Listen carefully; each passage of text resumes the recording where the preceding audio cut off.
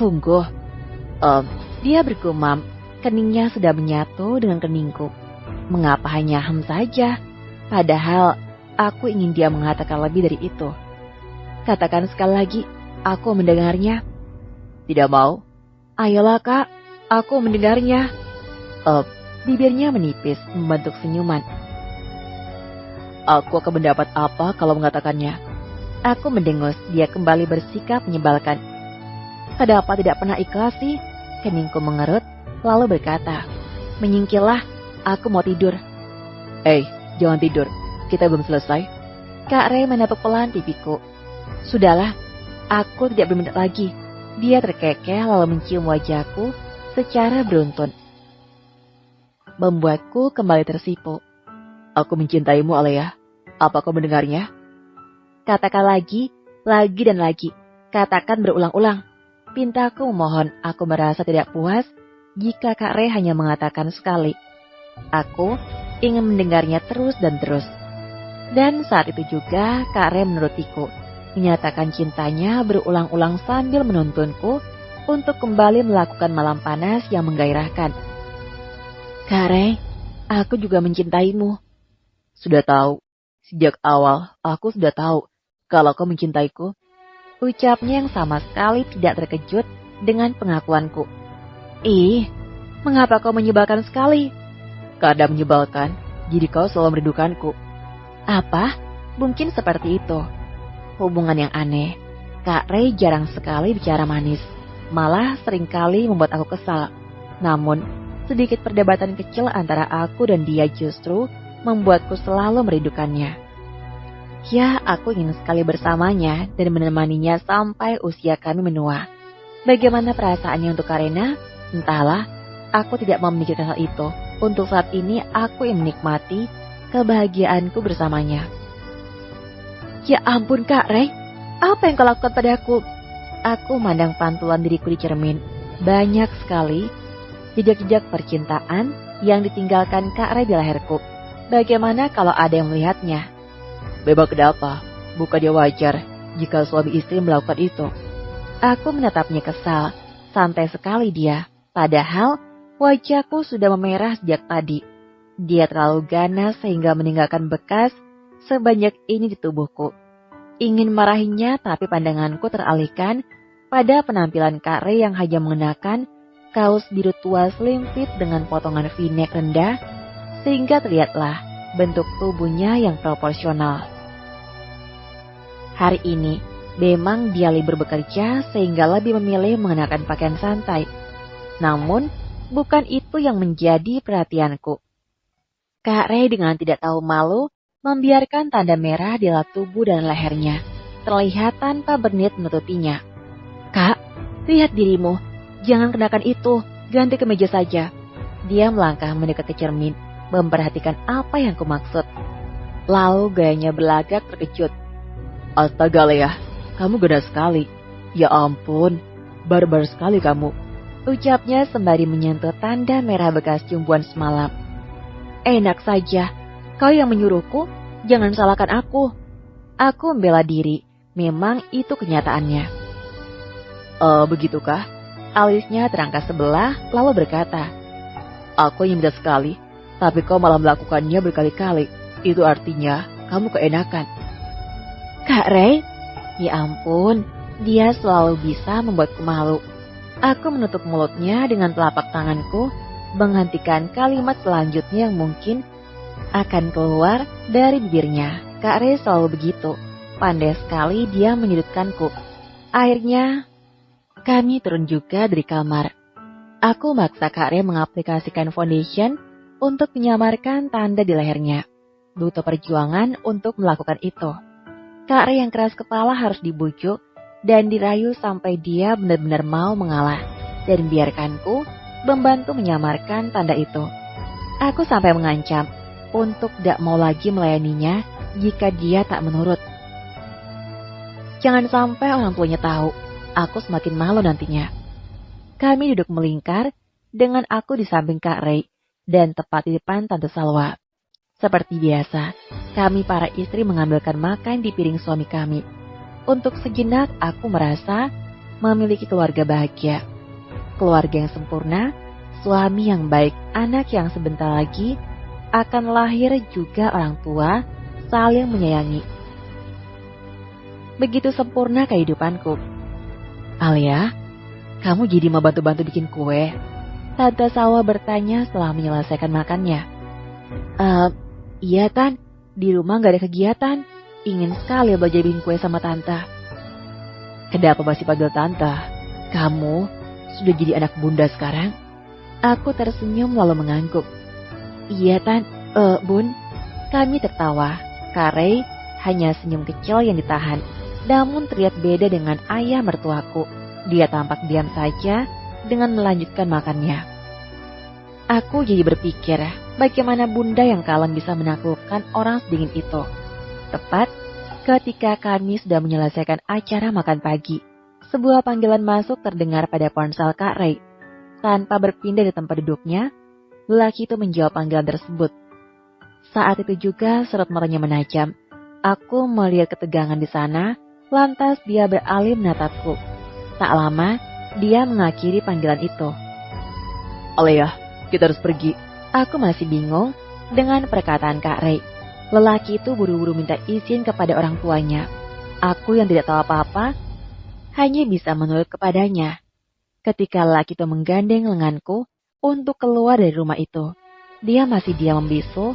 Ketika kami sudah masuk ke dalam mobil, aku masih belum berani bertanya apapun. Takut jika mengganggu konsentrasinya dalam menyetir. Aura ketegangan jelas terlihat di wajahnya, hingga aku merasakan tangan kirinya menangkuk tanganku yang kuletakkan di paha. Dia meremas, lalu menyelosopkan jari-jari yang besar di sela-sela jariku. Aku menoleh padanya, tapi dia tak berkata apapun. Posisi kami masih sama. Kak Ray yang menyetir, sementara aku hanya bergeming di tempat tak berani melakukan apapun. Aku hanya diam seperti orang bodoh, menunggu dia buka suara. Aku tahu ada hal genting jika dilihat dari bagaimana ekspresi Kak Ray saat ini, sehingga aku lebih memilih menunggu. Sekitar 30 menit perjalanan yang hanya ditemani keheningan, serta ketegangan dari raut wajah Kak Ray. Dan tidak lupa ekspresi kebingungan dariku. Akhirnya kami sampai di sebuah rumah sakit Pelita Harapan.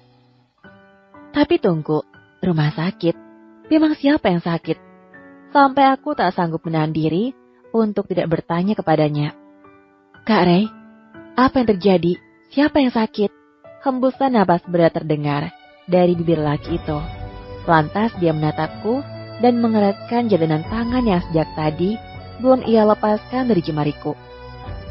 Alia, semalam Diana melakukan percobaan bunuh diri. Apa? Aku sangat siap mendengarnya.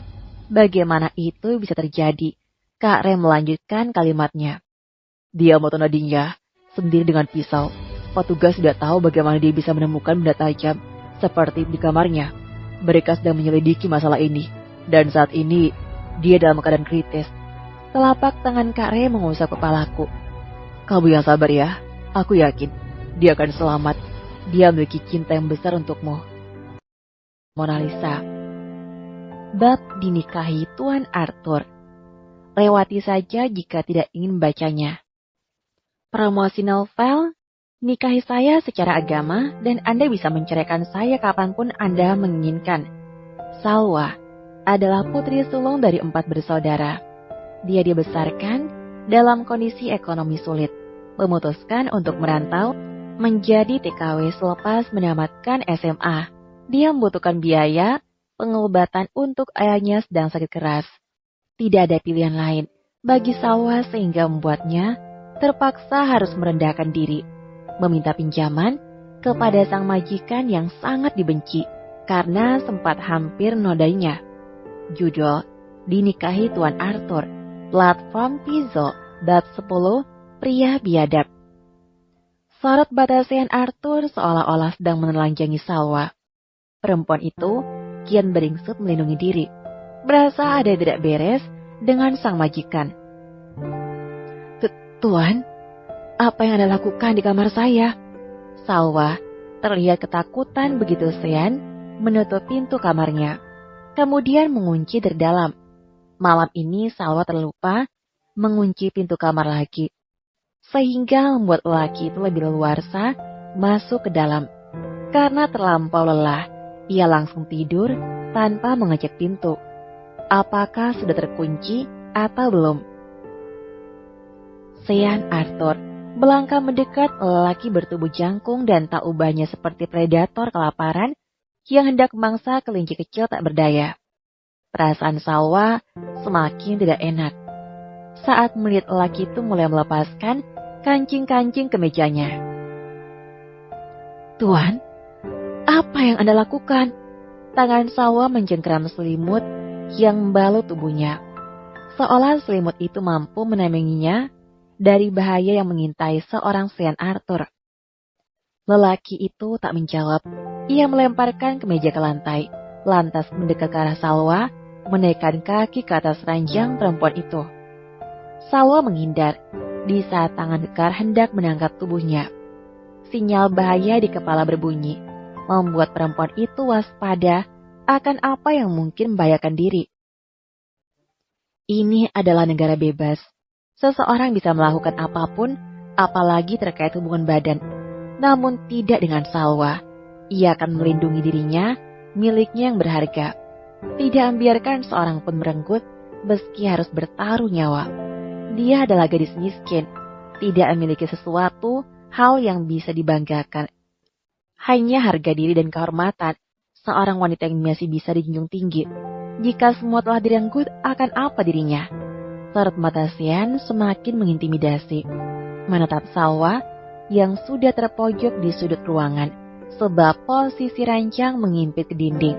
Dengan kasar, lelaki itu menarik selimut yang Salwa kenakan, lalu mengempaskannya.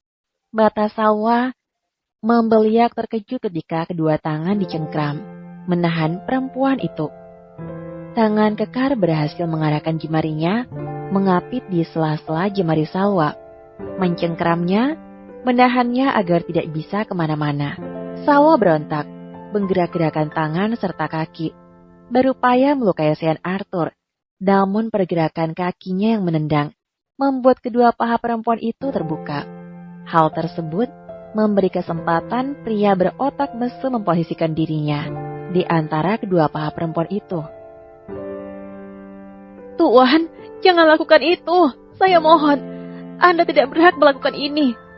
Salwa berteriak sembari menangis. Air matanya luruh, membasahi pipi mengharap belas kasihan seorang Sean Arthur, agar tak memaksakan kehendak terhadap dirinya. "Jangan Budafik, kau hanya pembantu. Setiap wanita menginginkanku, dan kau mendapatkan kesempatan itu sekarang." Sean berkata dengan pongah, menganggap semua wanita sama saja. Dia terbiasa dipuja dan diinginkan. Tapi penolakan Salwa membuatnya semakin tertantang. Dia akan segera mendapatkan apa yang diinginkan. "Tidak!" teriakan Salwa dibungkam dengan ciuman kasar oleh Sean Arthur. Ciuman pertama yang seharusnya ia berikan kepada suaminya. Kepada laki-laki yang dicintainya, kelak telah direnggut dengan paksa oleh pria biadab. Batanya terasa panas dengan air mata yang berderai, tak henti-henti. Lelaki itu telah menguasainya, berusak pakaian yang ia kenakan. Salwa merasakan tubuhnya telah terjamah dengan kotor. Tangan lelaki itu tak henti-hentinya menyentuh apa yang ingin dia sentuh. Sungguh, perempuan berambut panjang itu merasa jijik dengan tubuhnya sendiri. Malam ini, tak akan sekalipun ia lupakan dalam ingatannya. Ia sangat membenci lelaki itu. Lelaki kejam yang tidak memiliki belas kasihan, meski hanya dengan seorang wanita lemah sepertinya. Tenaga yang brutal untuk melawan Sean Arthur mulai melemah. Salwa tak bisa berkutik lagi. Dia tak sanggup melawan lelaki itu. Pikiran buruk terkait masa depannya yang akan dirusak lelaki itu membuatnya tak bisa menghentikan tangis. Salwa benci, sangat benci dengan lelaki itu, sangat. Akan tetapi ketika lelaki itu ingin merusak Salwa dengan mengambil mahkota yang terjaga itu, Salwa menarik kakinya lalu menendang sesuatu yang sudah menegang tersebut. "Ah!" Sean terjerembab ke lantai, memegangi miliknya yang terasa kesakitan dan nyeri.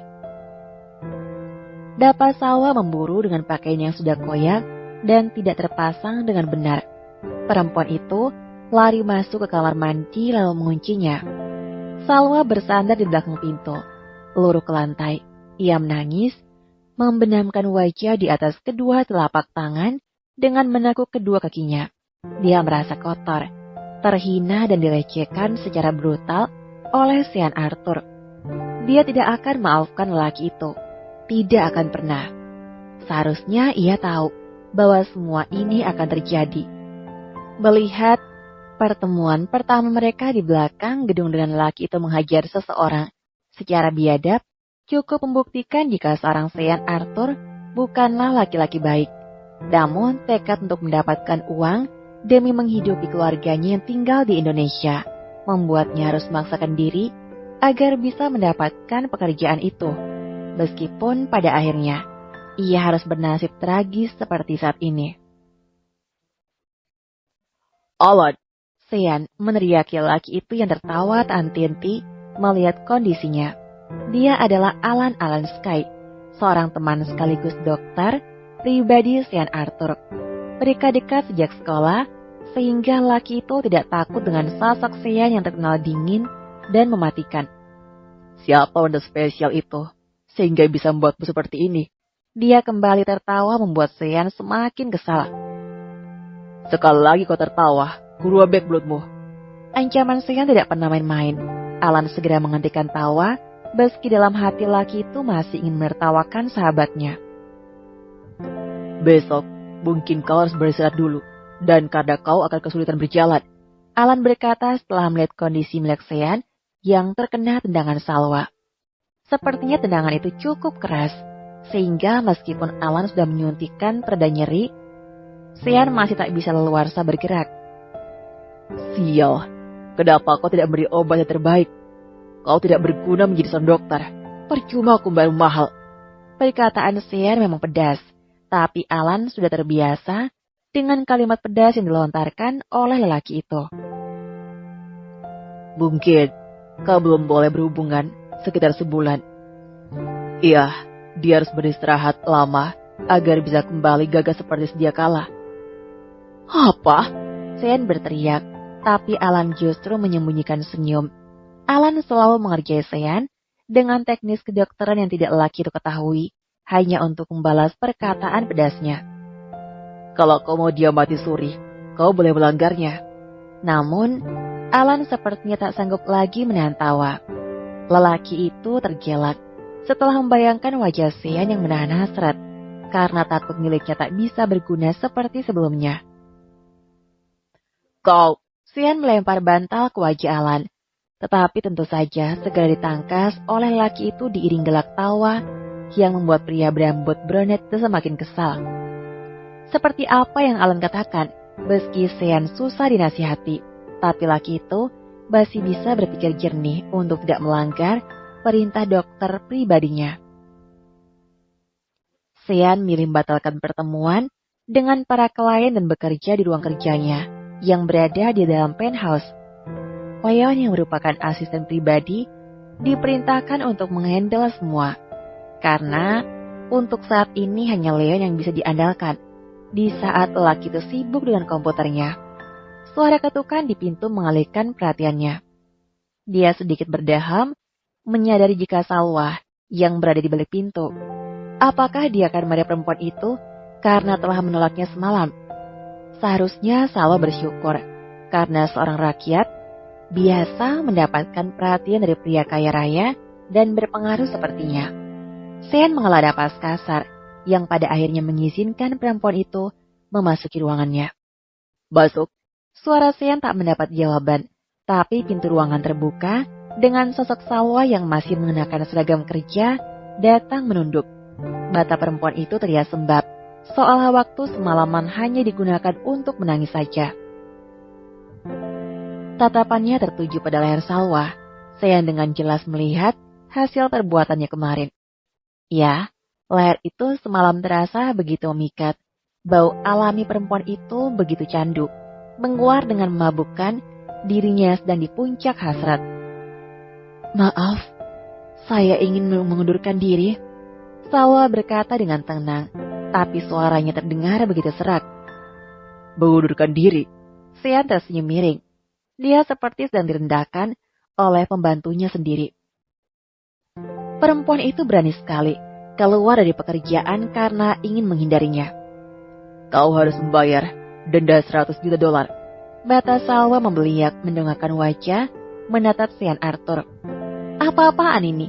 Mana ada perjanjian kerja seperti itu? Denda? Bagaimana bisa? Saya sudah membaca isi kontrak dan tidak ada denda tertulis di sana. Sean menyadarkan punggungnya, bersikap santai, menatap Salwa dengan tatapan merendahkan. Itu adalah peraturan, tidak tertulis. Peraturan langsung dariku sebagai tuanmu. Salwa menggeleng. Dia tidak terima akan peraturan aneh tersebut. Anda mengada-ngada, Tuan. Saya tidak mau tahu. Saya akan keluar dari tempat ini sekarang juga. Tanpa peduli dengan perkataan Sean Arthur, Salwa segera berbalik untuk keluar dari ruangan itu. Sudah cukup apa yang ia terima semalam. Ia tak yakin akan selamat untuk hari-hari berikutnya karena lelaki itu ternyata biadab. Namun, ketika tubuh terbalut pakaian kerja hendak melangkah, Sean mengucapkan sesuatu yang membuat ia mengurungkan niatnya. Apa kau tidak penasaran dengan email balasan dari saudaramu tentang penyakit ayahmu? Salwa menelan ludah penyakit ayahnya. Dia segera berbalik, menatap lelaki itu dengan penuh curiga. Apakah sudah ada balasan? Salwa bertanya dengan antusias. Mengingat bagaimana kondisi terakhir ayahnya, yang sakit ia tinggal merantau membuatnya takut jika terjadi apa-apa dengan sang kepala keluarga. Tanpa perlu diminta, Sean mengarahkan komputernya menghadap Salwa, menunjuk satu jari yang mengisyaratkan agar perempuan itu mendekat. Dan di sana dengan jelas jika Ahsan sudah membalas pesannya. Sebuah pesan singkat berupa satu paragraf, tapi membuat Salwa tidak bisa menyembunyikan tangisnya. Pesan itu mengatakan bahwa mereka membutuhkan biaya sekitar 250 juta rupiah untuk melakukan operasi pemasangan ring jantung. Ayahnya sedang dirawat di rumah sakit. Salwa mendadak lemas. Dia ingin segera berhenti bekerja. Ingin terbebas dari lelaki menjijikkan dan kejam seperti di depannya. Namun, di lain sisi harus mendapatkan uang untuk biaya pengobatan ayahnya. Perempuan itu luruh, duduk di lantai keramik, dengan sedikit semburat corak emas yang terasa dingin di kulit. Ia membenamkan wajah di kedua telapak tangannya, mengeluarkan tangis yang menggebu di dada. Bagaimana ini? Apa yang harus dilakukan? Bagaimana ia bisa mendapatkan uang sebanyak itu? Apalagi ia sedang berniat segera pergi, menjauh dari kehidupan Sean Arthur. Salwa masih termenung dalam tangisnya, menambah rasa sakit hingga ke relung jiwa. Bagaimana dia bisa mendapatkan uang itu? Cukup lama Salwa menangis di bawah meja Sean Arthur. Tapi laki itu hanya menjadi penonton dan menikmati betapa hinanya perempuan itu. Semalam dia menolaknya, tapi saat ini tengah bersimpu di bawah meja dengan menangis. Benar-benar wanita yang aneh. Setelah sedikit tenang, menguasai pikiran serta emosi yang sempat tak terkendali, Salwa beranjak dari duduknya, berdiri tegak, menghadap Sean Arthur. Tuan, bolehkan saya minjam uang pada Tuan untuk pengobatan ayah saya? Sean tergelak, menunjukkan senyum merendahkan sekaligus menjengkelkan kepada Salwa. Apa yang bisa kau berikan padaku? Uang itu cukup banyak. Gajimu seumur hidup mungkin tidak akan cukup untuk bisa menggantikannya. Salwa menunduk, tangannya mengepal erat. Lelaki itu benar. Dia tak mungkin mampu mengganti uang sebanyak itu, tapi dia sangat membutuhkannya. Nyawa ayahnya dipertaruhkan di sini. Antara takut juga malu, Salwa memilih memberanikan diri. Saya akan mengabdi pada Tuan seumur hidup saya. Gelak tawa di ruangan itu menggema, menyudutkan Salwa akan posisinya. Sean Arthur beranjak dari duduknya, lantas melangkah dari balik meja kerja tersebut setelah mendengar perkataan Salwa. Mematri tubuh semampai dari ujung kaki hingga ujung kepala sembari terus berjalan ke arah perempuan itu. Do, itu semua tidak menarik. Aku ingin lebih dari itu. Sean mengeluarkan tangan mengangkat sedikit dagu Salwa agar menengadah menghadapnya. Bagaimana? Kau membayarnya dengan tubuhmu? Bab 11 nikahi saya secara agama. Salwa mundur satu langkah ke belakang, menggelengkan kepala, menanggapi perkataan mesum Sean Arthur. Mengapa pria kaya dan dewasa justru menganggap rendah kaum rakyat jelata sepertinya? Saya tidak mau. Dia menunduk lagi, air mata yang sebelumnya sempat diseka, kini berderai kembali. Sesak, itulah yang dirasakan saat ini. Kehormatan dan harga diri adalah hal terpenting baginya. Ia memang bukanlah seorang agamis yang suci dan tidak berlumur dosa. Tapi ia cukup paham jika memberikan tubuh pada seseorang yang bukan mahramnya adalah hal yang salah, dosa besar. Bahkan agama memberikan hukuman cambuk 100 kali bagi wanita dan pria single yang nekat melakukannya.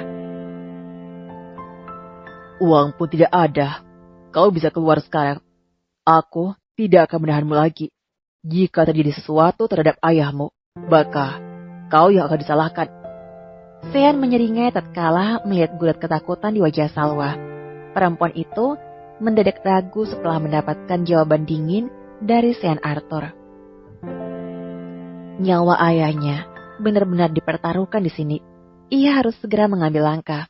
Tangannya meremas apron kecil Brenda yang melingkar di pinggangnya. Sejujurnya dia begitu jijik dan benci dengan pria di depannya itu. Apa yang dilakukan Sean Arthur semalam masih terpatri jelas dalam ingatannya. Pria durjana yang tega mengoyak pakaiannya serta menjamah tubuhnya dengan paksa. Rasa trauma yang Salwa alami belum sepenuhnya sembuh. Ciuman pertamanya, tubuhnya yang sudah tidak suci lagi karena banyak sekali bekas tanda merah yang ditinggalkan lelaki itu. Salwa tidak terima dengan apa yang terjadi. Ingin marah, ingin mengumpat, tapi tidak tahu harus bagaimana. Dirinya hanyalah wanita biasa, dari kalangan kasta rendah tak memiliki kekuatan hanya untuk membela diri.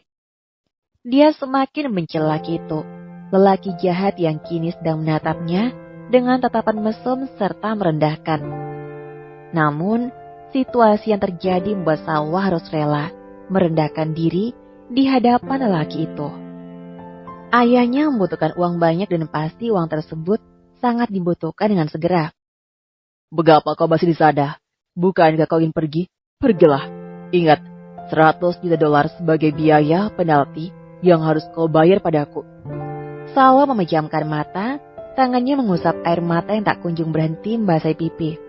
Dia kalah akan permainan seorang Sean Arthur yang begitu arogan serta tak berbelas kasihan.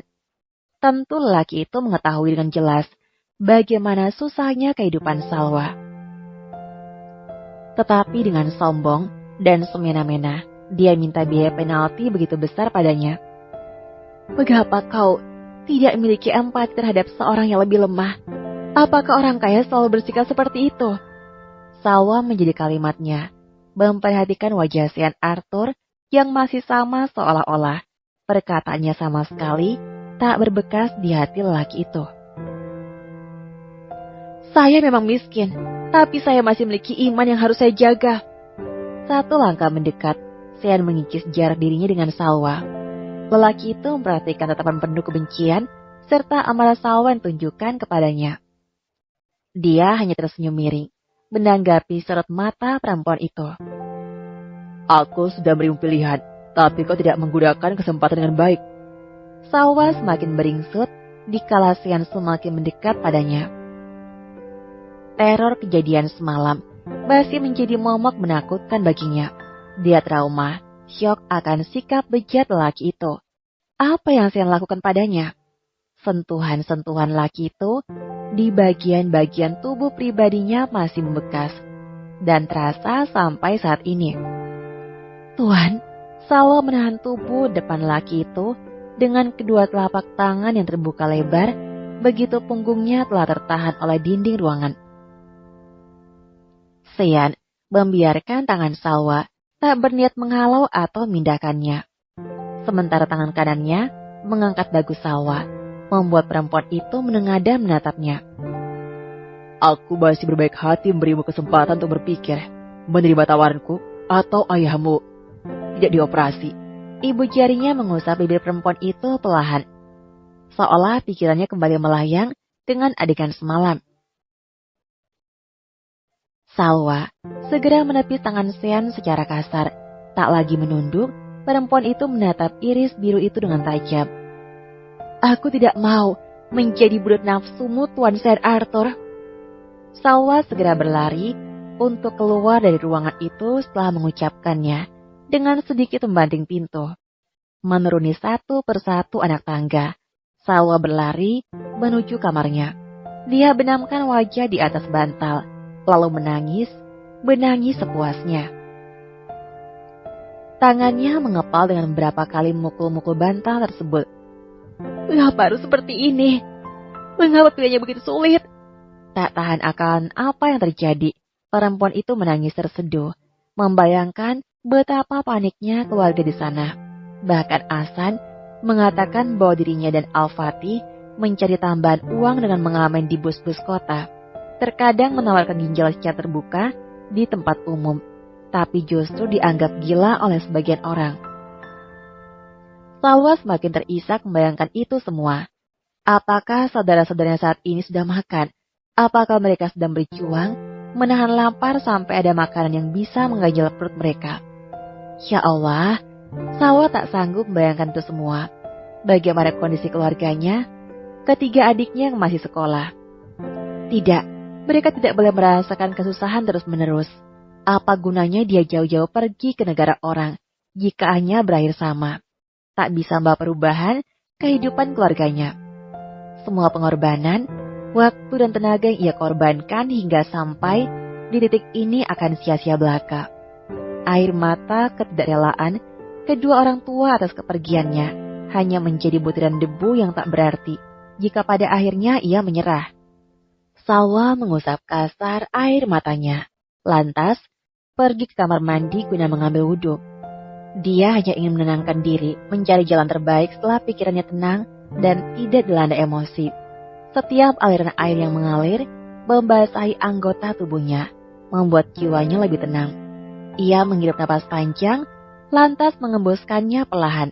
Ya, satu keputusan berat akan ia ambil meskipun ia tahu jika Sean Arthur menyetujui idenya, maka penderitaanlah yang akan terima. Melangkah dengan penuh keyakinan, Salwa menuju ruang kerja Sean Arthur lagi. Ada rasa malu, menyelimuti juga kesal di hati. Namun ia sudah bertekad mengutarakannya, meski tidak tahu bagaimana reaksi lelaki itu setelah mendengar permintaannya. Salwa mengetuk pintu dengan ragu setelah tadi sempat membantingnya ketika keluar dari ruangan tersebut tanpa menunggu persetujuan dari Sean. Ia memberanikan diri membukanya.